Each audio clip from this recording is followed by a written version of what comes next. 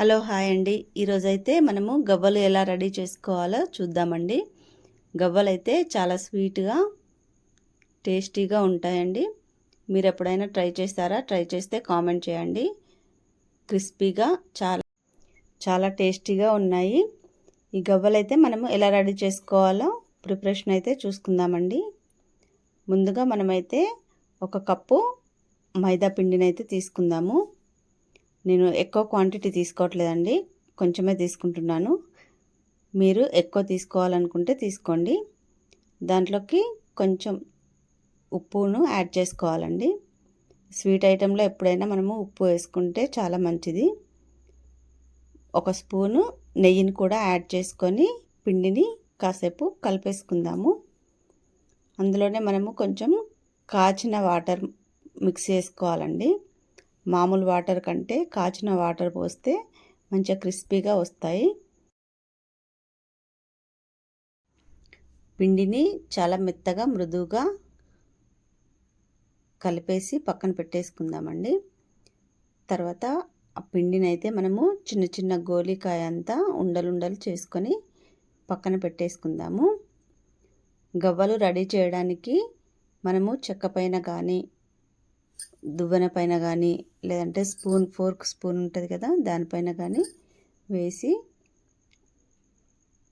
గవ్వలు ఆకారం వచ్చేలాగా మనము పిండినైతే ఒత్తుకోవాలండి.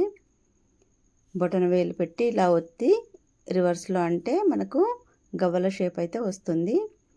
అలా మనము పిండి అంతా రెడీ చేసుకొని పక్కన పెట్టేసుకోవాలి. గవ్వలైతే చాలా బాగా ఉన్నాయి కదా. గవ్వలన్నీ రెడీ చేసుకోవడం పూర్తయిన తర్వాత మనమైతే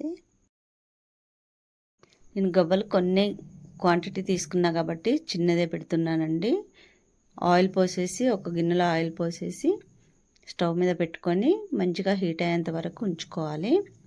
అందులోనే మనము రెడీ చేసుకున్న గవ్వలను అయితే వేసుకోవాలండి.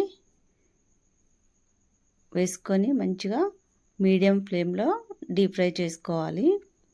గవ్వలు మంచిగా ముదురు రంగు వచ్చేంత వరకు ఫ్రై చేసుకోవాలి.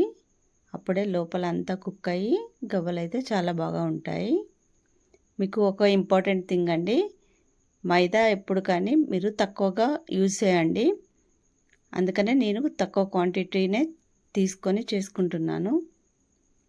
మైదా మనకు అంత హెల్త్ఫుల్ ఏం కాదు.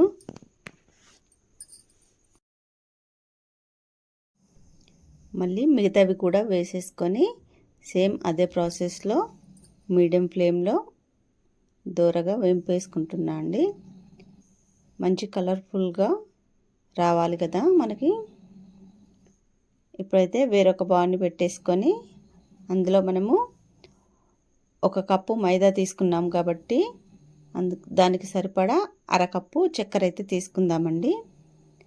చక్కెరలో మనము ఎక్కువ వాటర్ పోయకూడదండి. వాటర్ ఎక్కువ పోస్తే మనకు గవ్వలు అనేటివి క్రిస్పీగా ఉండవు. కొంచెం వాటర్ పోసుకొని చక్కెర పాకం వచ్చేంత వరకు కాసేపు కలిపేసేయాలి. మనకు అది పాకం వచ్చింది అనేది తెలిసిన తర్వాత ఇలా పట్టి చూస్తే మనకు తీగలాగా అనిపిస్తుంది. అలా వచ్చిందంటే మనము రెడీ చేసుకున్న గవ్వలైతే ఆ పాకంలో వేసేసుకోవాలండి. వేసి కాసేపు మిక్స్ చేసుకున్నామనుకోండి, మనకు తీయనైన గవ్వలైతే రెడీ అయిపోతాయి. మనము ఎక్కువసేపు ఉంచాల్సిన అవసరం కూడా ఉండదు. అలా రెడీ అయిన గవ్వలను మనము వేరొక ప్లేట్లో సర్వ్ చేసుకోవాలి. నేను చేసిన వీడియో కనుక మీకు నచ్చినట్లయితే ఒక లైక్ చేసి సబ్స్క్రైబ్ చేయడం మాత్రం మర్చిపోకండి. వీడియో ఎలా ఉంది అనేది కామెంట్ చేయండి. మీరు సపోర్ట్ చేస్తే ఇంకా ఇలాంటివి ఎన్నెన్నో మంచి మంచి వీడియోస్ చేయడానికి నాకు మీ సపోర్ట్ దొరికితే నేను చాలా హ్యాపీగా ఫీల్ అవుతానండి. మీరు నన్ను సపోర్ట్ చేస్తారని ఆశిస్తూ మీ అందరికీ మరొకసారి ధన్యవాదాలు తెలియజేస్తున్నాను.